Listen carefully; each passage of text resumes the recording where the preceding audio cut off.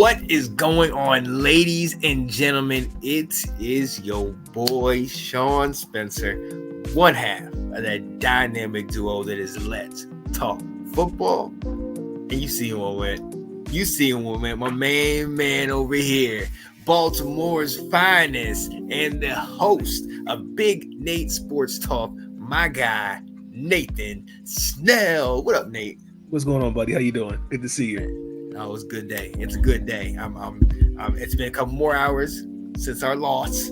Yeah. I feel good. It's a new day. We're gonna be all right, man. We're gonna be all right. It's gonna be all right. Gonna be all right. Oh yeah, absolutely.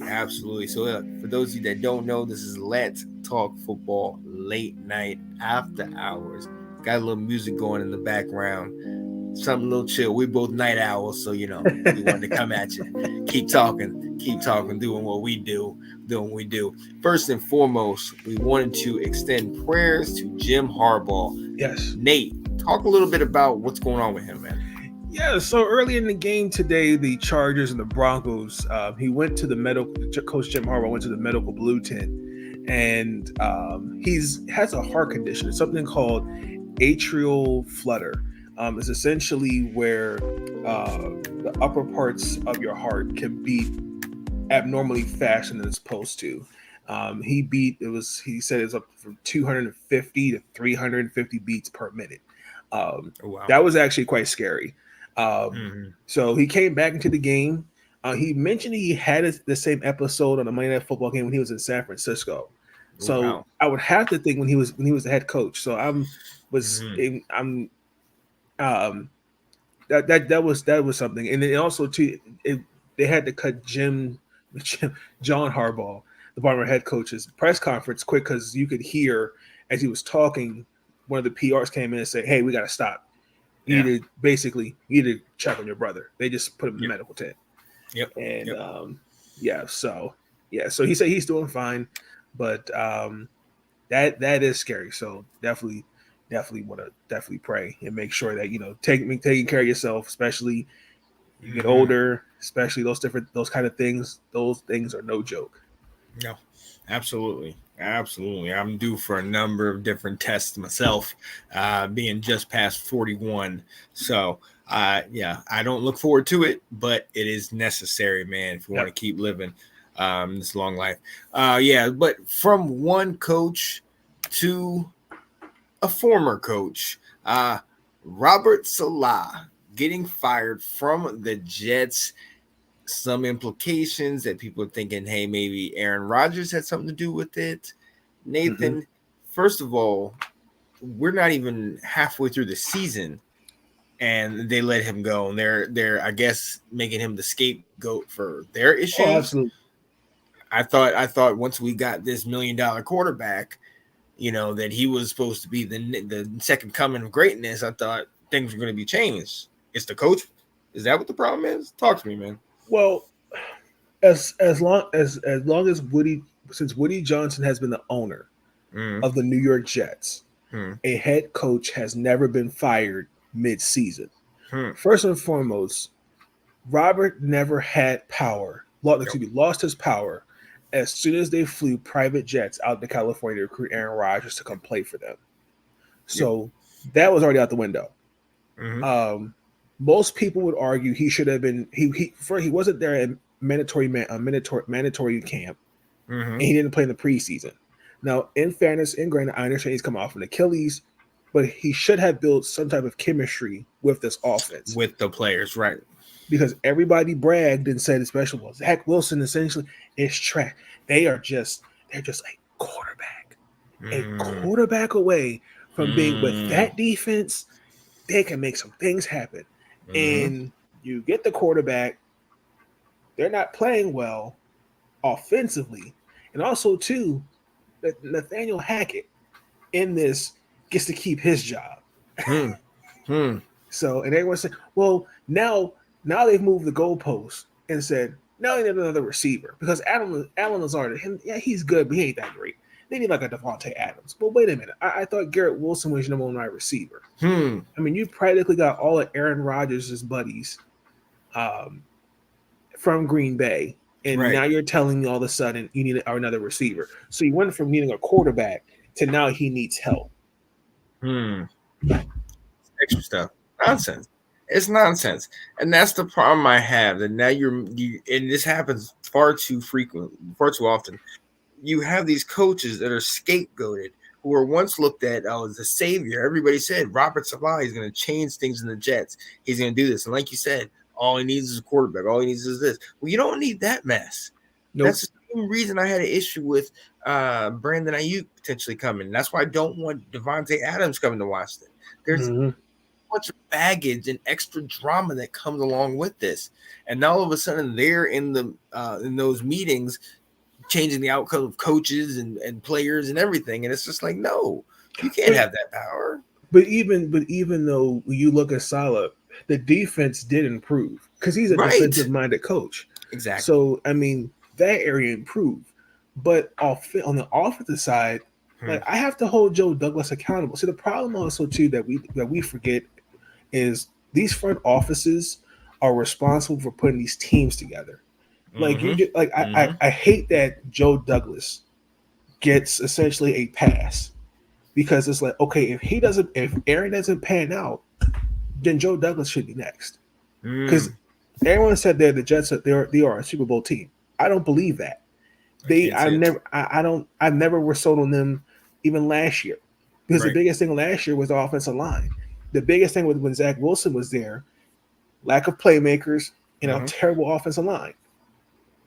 Now all of a sudden you need a wide receiver? Like, what is that fixing? So no. I feel bad for Robert. I think he'll get another job in the NFL, but more than just a defensive coordinator, because his stamp is defense, and unfortunately, because he was with the Jets, that's the first thing people are going to look at. And also, too, Bill, and they talk about Bill Belichick, he ain't fixing that shit. Excuse me, he's not fixing that stuff. No, he's not. And if they want him to come in there and try and fix it, not happening. Look, shout out to Saleh. Yeah, to your point, hope he gets a job. Hope things work out for him.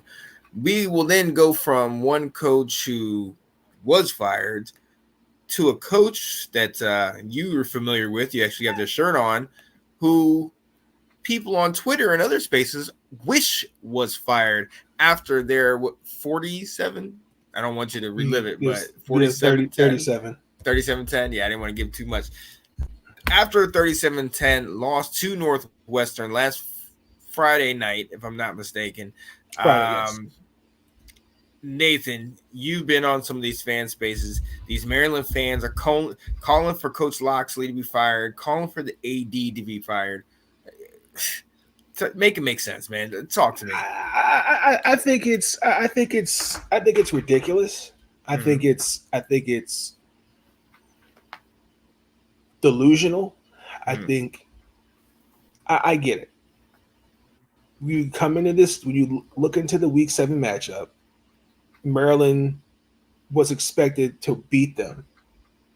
I get it. But to say he needs to be fired is ridiculous. Extreme. It's extreme. People bringing up his after the bye week. I think it was like 0-11. Okay. We still have plenty of football. The only question that I have is, if you fire him, who are you replacing him with? Exactly. Like, you're coming off you're coming off 3 straight bowl wins. I get it. See this is my issue. We're not Michigan. We're not Alabama. We're not Georgia. No. Hell, we're not a top 10. We're not even Texas. You're not even North Carolina.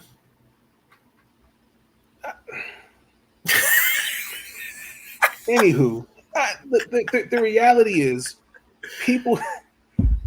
Okay, I'm gonna get you for that one. All right. The reality is, coming into this season, see, I think we were so spoiled by Talia Tagovailoa. Yep. We knew he was done after next year. Billy Edwards Jr. was a starter. Billy Edwards Jr. has been playing fine. The biggest thing is this team was going to be practically a young team and also a mixture of transfers. The offensive line has had questions. Your secondary defensively has questions.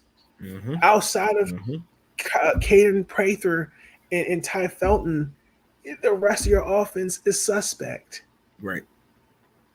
So you calling for the man's job. What does that do? And if that guy comes in here and struggles, you gonna do the same thing too? It's because there's a revolving door. I mean, that's what's going on. It's just it's ridiculous. And it's not that. And they've done this with the Maryland men's basketball team with Kevin. They're going with Kevin Willard, and they even did it with Brenda Freeze to an extent. Well, Brenda doesn't get the fan support, or why can't they X, Y, and Z? Well, I mean, these are the same fans that won't come out and watch the football game. Right. They won't support. Right. So you need the support from the community. So, like I said, I think Maryland will be fine. Was it a bad loss? Yes. Those kids, those young men, they were not prepared. Northwestern came right in, took care of business on the road. And also too, you also had some injuries. Now that's like no excuse, next man up. But even in those situations, they just got outplayed and outcoached. Well, let me ask you this, and this is not taking a shot. This is being realistic with how the team is built. Do you still think that you were built for the Big Ten? I've always thought, especially in basketball, obviously, but I think in football, I've always thought you were built more of like an ACC team, which is where you left. But. No, I've always felt as though Maryland should have stayed in the ACC. At the end of the day, it was money. Big Ten offered them more money, so I mean Maryland took it. The problem is, on the basketball side, I know I can speak for the women. The women are doing just fine. Yeah, on the Big Ten side, the men kind of had a down year. I think Kevin's got it packed down with some recruits and some transfers. They should be fine this year. They should be. As far as football, Mike's bringing in recruits. Exactly. He's getting a 4-star. Malik Washington to play here next year. He's bringing guys in. Exactly. So I just think we have been so spoiled because of the last 3 years of bowls. This is high expectation that Maryland should have came out, and be 5-0 or 5-1, and it's just not like that. So it just keeps getting higher. The more success you have, the higher the expectations get, and. Hey, that's just the nature of the beast, man.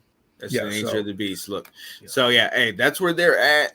We ain't feeling that way, but here we go. Hey, look, we're going to take a quick breather. Shout out to my guy, Anton Benton. He's awesome. Artisans, does some great, great work. We will be right back.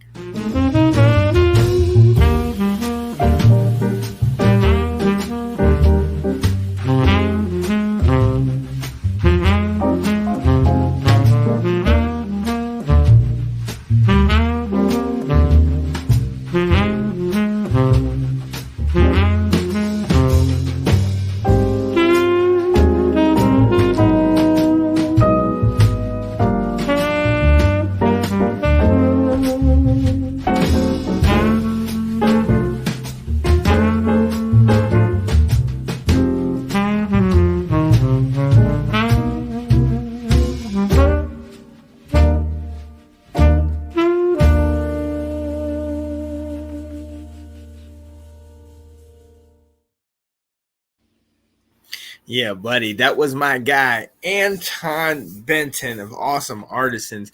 Definitely get in touch with him. He does great work, and he travels. He lives in Virginia Beach right now, but he will definitely travel. I know you had talked to him about potentially getting some stuff done. So yes, and he's definitely interested. He's gonna definitely get. We're definitely gonna compare notes, get that whole thing situated. Absolutely. Let us move on. For those of you who don't know, It's your boy Sean Spencer. That's my guy, Nathan Snell, man, on Let's Talk Football Late Night. And on the show, we just throw out a couple topics, talk here and there, just something to kind of say what's up and see how you're doing on this lovely evening. And we also do stuff that's not always football, ladies and gentlemen. Yeah, we're doing something a little new here. The Wendy's Krabby Patty review. If you haven't seen, Wendy's has put out a new Krabby Patty a la SpongeBob SquarePants, and they got a nice little commercial going with it. I remember when SpongeBob was really big, and I was like 15, 20 years ago. Like this now this is kind of a little bit too too late. I mean, what do you think, man? Have you had it or? No, I mean I've had some friends. One of my friends actually made my day. I asked them about it, and they roasted it. They didn't like it. They had some very choice words. Yeah. One of them was along the lines of Plankton wouldn't even steal it. And you know, and it was something. I've seen some people kind of. I feel bad for the employees because you know they on TikTok. You know, you see the videos of you pull up to the drive-through. You know why I'm here, and they're playing "I'm a Goofy Goober," and they're playing the Krusty Krabs theme song, all that stuff. And it's like they all deserve a raise because I don't know how they do it. But I mean, I couldn't deal with that. It just I don't know. It's I like the energy Wendy's is doing, and you know, again, it's to make a sale. And look, it's gotten people there. So, but it could be it could have been a little bit more. It could be a little better. Yeah. I don't know. Maybe for the show, I might have to purchase one, buy it, and try it live here on air to see how it is, see if it's good or not. I don't know. It's interesting. It's a nice commercial and it's fun little ad for the kids and all that. But yeah. I don't want a Krabby Patty. I'm just going. It does not sound appetizing. But look, we got to keep it going. We got to move on, man. And look, we got a theme tonight. It has been coaches. We've seen a number of coaches in the pros and in college that have been in the news or things have happened. And we definitely. Oh yeah. I love that. So funny that Dallas lost on Jones' birthday. Yeah, that was beautiful. That was beautiful. I wish I had that picture. Jerry Jones in the booth. They're gonna roast him tomorrow on TV. That was beautiful. Jerry. That was absolutely beautiful. Yo, but look, we got to talk about this, man. Kirby Smart and the Bulldogs got the victory 34-24 over the Mississippi State Bulldogs. But it was a kind of a scene on the sideline. The quarterback for Mississippi State rolled out, ran over to the sidelines, and you see Kirby Smart walking over to him, and the guy's just kind of running over there, and he gives a shove, like shoves him right off. Yeah. Should there be something like that? To me was like, whoa, wait a minute, 41-31, thank you. Should there have been some kind of penalty? He should have penalized for that because he said in the post game, he said he doesn't recall pushing Michael Van Buren, who was a Mississippi State starting quarterback. He was looking for his defensive coordinator, who is Schuneman, from Glenn Schuneman. So I think that's a little weird. I mean, we'll see what the SEC does. Personally, I think he probably will just get fined, if anything, more than anything. But it's probably just going to be nothing. So, yeah. Well, I mean, I don't know what I don't know what is to be expected. I mean, if they didn't do anything then, I don't presume they will do anything going down. And it wasn't egregious, but I mean, since we have cameras everywhere, it was seen, it was caught, and it's picked up, and it's not a good look. Among other things that are going on in Georgia, you know what I mean? They struggled in this game. The fact that they have so many off the field issues. Now you have something like this, and it's like, ooh. Should suspension be something people need to talk about? I mean, I wouldn't say I can see like if he pushed the guy down and like stood in front of his face and said something, right? Then yeah. So, But Right. I mean, I think it was just an honest mistake. He pushed him. Mm. Michael didn't do anything back, so yeah. We'll let it go. Yeah, so Perry said this is a good weekend. UNLV got Yes. back to winning after Syracuse lost. Packers won and Cowboys laid an egg. Yes, I Oh, am with it. the Golden Knights, Vegas. Oh, Yes. oh yeah, they all got it done, man. Yeah, it was a good weekend. I wish Washington could have got it done, but it's all good. We showed and proved that we belong. I like what I saw, so I'm good with that. I'm good Yep. with where we're at, baby. I'm good with where we're at. But look, we got one more real quick topic we want to drop your way. Something I'm kind of ticked off about is this new celebration, the gun pointing, the airing out kind of celebration. In my opinion, it is terrible for college football. And for those of you that don't know what it is we are talking about, a little bit of this.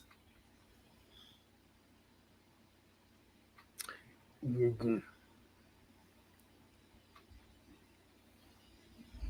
It's I mean, if you can see, even the coaches doing it's just not a good look. Like it's not for me, man. Like, what do you think, Nate? Because I can't stand it. I think that's a bit over. That's a big over excessive. If you just did a simple point to the camera, I'm all for the other celebrations, but stuff like that, when especially we already kind of have some issues in this country and in society. Right. I think it's all about being aware. I look, I get it. Football. People, trash talking, celebrations, all that. But I think there is, I think there should be awareness on stuff like that.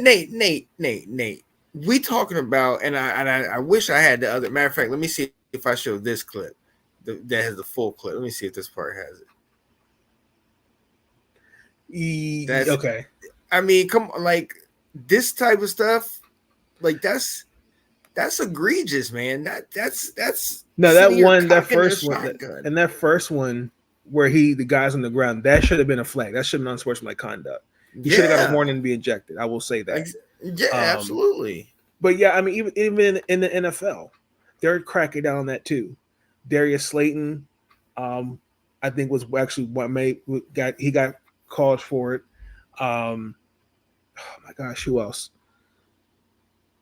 I think he plays for Josh Downs for the Colts. Mm-hmm. He got the same thing. North Carolina it's not a good look, and especially again, the stigma behind that too. It's again, I think guys have to be a little bit more smart. Even if you just do a simple point gesture, just keep it pushing. I got no problem with all of this stuff. I got no problem with the dance, and I got no problem with all that. Right. But when you're sitting here and you're acting out, cocking a shotgun and shooting and unloading a shotgun on somebody after you tackle them, miss me with all that. Take that stuff somewhere else. Yo, Perry, shout out live from Vegas. Appreciate you, man. Raiders should have traded everyone for Daniels. Hey, I understand. To your point, celebrations are good. I guess in some instances it can go too far, but love them. No, I feel you, man. Mm-hmm. I feel you. I think most celebrations show intensity. Yeah. Oh, I get it. Oh, yeah. And it proved it to that point. It proves the point. Like if I sit there and cock that on you, pow, I blew you away. That's getting to the point. I'm telling you how I feel. But I just think it's egregious for me. It's a little bit egregious. But also too, in that instance, if you do that to me and I respond back and score on the next possession, or have a teammate that would do that to you to say what you did, don't feel some kind of way about that. Because it's almost like, don't think, because opponents will remember that kind of stuff. There was actually a video. It was a high school football. It was a high school championship football team, and the quarterback had his hands behind his back. Obviously, you could tell it's a rivalry. And he wouldn't shake it. The opponent, the opposition had their hands out, shake your hand. Referee was like, "Look, this is your first warning, unsportsmanlike. Next, we're going to throw you out the game." I think there should be there is a level of respect you should have for your opponents in a game, but stuff like those clips you show that's a bit much. So Yeah. because you already seen like it's getting penalized in NFL, so I'm surprised it's not gotten penalized in college and high school football because it needs to be. It's It getting definitely there. needs to be. It's getting to that point. It's getting to that point. Everybody talks smack. Yep, the very best Larry Bird. He backed it up. Absolutely. Right. Absolutely. It's getting to that point where it's just like, all right, now some of these things, it's one thing if we're doing the gritty and doing the dance or whatever, but when you're enacting a violent act like that, that's, that's kicking too down much. the door and shooting up, it's too much, man. It's too much for me. No. So I agree. yeah. Absolutely. And so right before we go, we in all of our shows we have some kind of version of this, but I'm just gonna have we're gonna put it out here. Any last thoughts? Yeah, so the Oregon Ducks receiver Tyshawn Holden was tossed for spitting at the Ohio State's cornerback Davison Ingbinoson. Okay. He got ejected for the game. I think he should be suspended for a game. I'm all for again the trash talking and stuff, but when you spit in your opponent's face, that's an issue for me. Now I don't know what Mr. Davison said for Mr. Tradon to do that. I know Oregon did win the game, but it was an unsportsmanlike conduct penalty, and he did. He was escorted to the field through his helmet. But yeah, no, that I have an issue with that. And I'm not saying the rest of the season. I think he should be just suspended for a game, and keep it pushing. And that's it. I like that. My last one, my last thought is have a safe space. Have a safe space where you can go. If you're fuming, if you're ticked off, if you're happy, if you're whatever, have a space where you can go to let it out and to be able to be cool. And don't go out and rush to do things. Don't rush to make judgments or rush to talk or get in people's faces or doing all of that stuff. I already know. Oh yeah, I already know. Injury to Hutchinson was terrible. I agree. Spitting is pretending is sorry. Yeah, that's true. Yeah, it is. That's true. It is. Don't but honestly, don't rush to judgment. Don't sit here and when you're pissed off, you're ticked off. Like after the game, I was furious. I was just like, man, you get so built up. I'm so excited. We're doing good, but all those things that I knew were issues before came out. And so when I talked about it later on in the game, I mean, I was frustrated. I was ticked off, and I should not have done that. I should not have had that conversation. I should have been able to go back to my space and just relax.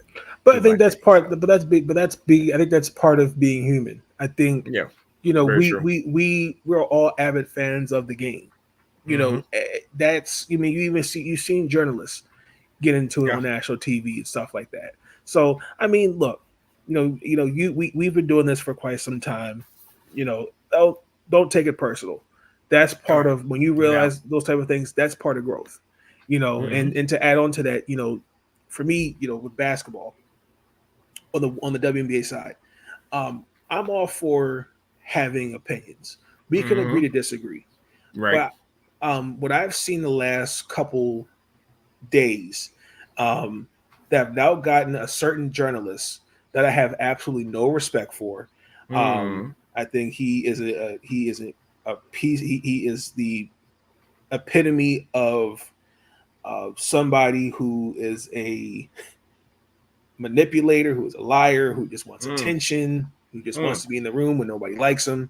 I'm not gonna say that man's name because if I say his name, I'm gonna say some other stuff that I don't think is appropriate for this show. But when we get personal and we start attacking people's families and other things like that, all because of a basketball take, that really is a problem. And then when that's called out, people find ways to move the goalposts and say, well, that person shouldn't have said this or said that. Mm. It's social media. Mm-hmm. You take it with a grain of salt. There's people are going to say things that are going to tick you off, piss you off. Yep. But for what I've seen, and especially with that realm of Twitter, has just been egregious. And I'm glad that this season is coming to an end. But that is just, yeah, It's no, not right. It's not right, at all. man. Mm-hmm. We're all victims of circumstance. We want to be cool, but emotions get the best of us. But we should try harder to be the best person we can be. Absolutely, man. Yeah. Absolutely. So yeah, and hey, I mean, there it is. Like there, I mean, there's a time and a place for everything, and we're all dealing with stuff, but you never know what that next person is dealing with. So we always got to take that into regard. So look, ladies and gentlemen, we are going to go ahead and let you go on Let's Talk Football Late Night. Hey, we appreciate you watching. Perry, we appreciate you joining in the conversation. Appreciate you, Perry. Yeah, man, definitely try to get back on here a little bit later, another time and see if chat it up with you, talk some football, talk whatever, life, so I'm excited, man. I always love, you and I always talked about we got to do a show. Eventually, we got to do a show. We've been doing this for several years. You've been on my shows. I've been on your shows. Yep. But we always thought about like, yo, we gotta do some kind of show. Yep. Yes, sir. Appreciate you. Good night, my guy. Bless you, man. Appreciate you, Perry. Thank you. But yeah, and so I'm glad we finally got together to do this one, man, because I think this is cool. Yeah, I enjoyed this one. Like I said, it was an interesting week of football. Mm-hmm. So we still got Monday Night Football tomorrow. Yeah, and then obviously tomorrow's going to be like they're going to roast the Dallas Cowboys on TV. Can't wait. Yeah, can't wait. I feel just Janae, where you at? Where you at, Janae? Yeah. So yeah, man, this was fun, and I can't wait to see what the rest of this week in terms of sports, in terms of other things, are going to turn out. So, but yeah, definitely tune in next week, y'all. Absolutely. Yo, so for my guy, Mr. Nathan Snell, it's your boy, Sean Spencer. We will see y'all next time. Be cool, ladies and gentlemen. Have a good evening. Peace in the Middle East and a bottle of hair grease and all that good stuff. All of that good stuff. Peace.